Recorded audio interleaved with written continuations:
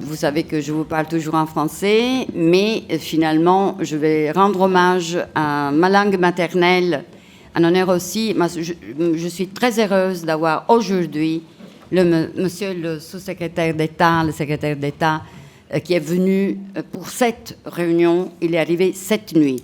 Donc, vous comprenez bien que nous sommes fiers qu'il soit ici.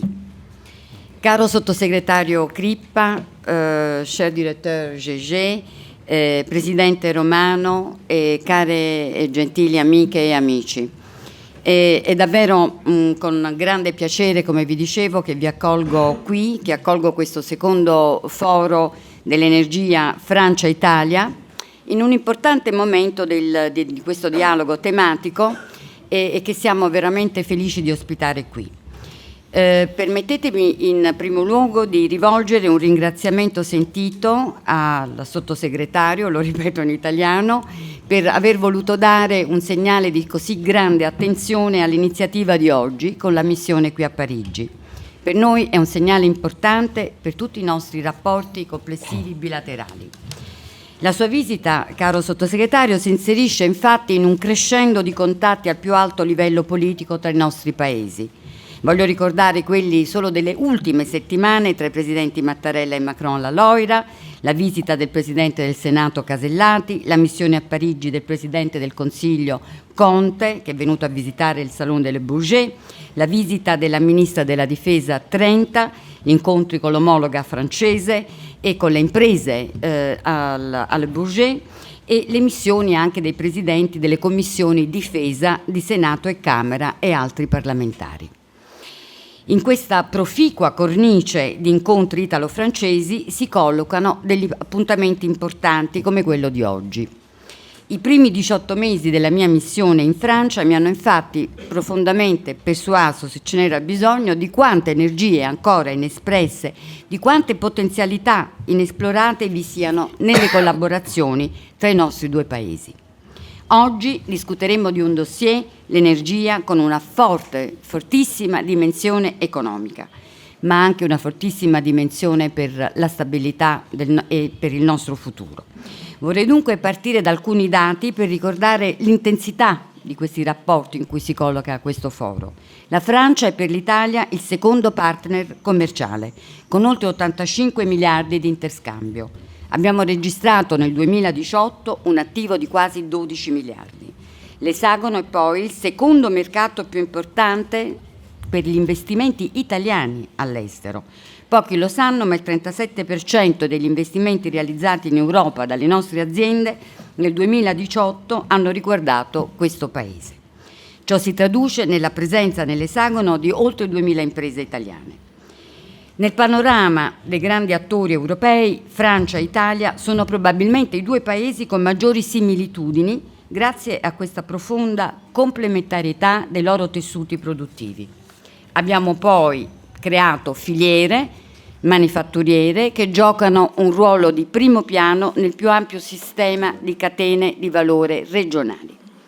Questo è al cuore della cosiddetta Usine Europe, Fabbrica Europa, come emerso con chiarezza nei dialoghi italo-francesi sull'Europa svoltisi in ambasciata a Sciences Po pochi giorni fa.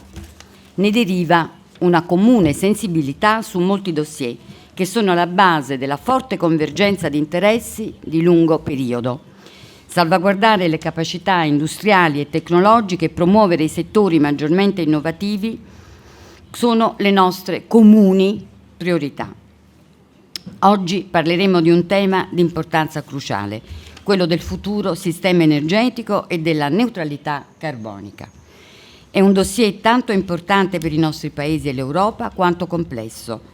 Sono quindi certa che assisteremo a un dibattito interessante e ricco di spunti. Discutere di energia ci porta inevitabilmente ad affrontare il tema del cambiamento climatico, la principale sfida del nostro tempo. I suoi effetti sono ormai ben documentati e avvertiti ovunque nel mondo e costituiscono una minaccia per la pace e la stabilità globale. È urgente rinnovare un dialogo sul modo in cui stiamo costruendo il futuro del nostro pianeta. Lo hanno messo nero su bianco i capi di Stato e di Governo 4 anni fa, proprio qui a Parigi, con la firma di uno storico accordo che ha offerto una grande occasione di speranza e di fiducia nella comunità internazionale. Già oggi possiamo dire che le misure adottate non sono sufficienti a raggiungere gli obiettivi di lungo termine stabiliti dall'Accordo di Parigi. Molti Stati sono in ritardo e i nostri due Paesi costituiscono in questo settore strategico delle eccellenze e dobbiamo esserne fieri. L'energia è inevitabilmente il terreno sul quale si combatterà la battaglia del futuro. Ma perché questa battaglia venga vinta, come molti ricordano, quel che occorre è un cambio di paradigma. Dobbiamo infatti dare centralità alle opportunità economiche che derivano dal ripensamento del modo di produrre e di consumare energia, come individui e come consumatori. Questa trasformazione dovrà avvenire in un contesto di grande trasformazione della mappa energetica globale. Lo indicano le previsioni degli organismi internazionali.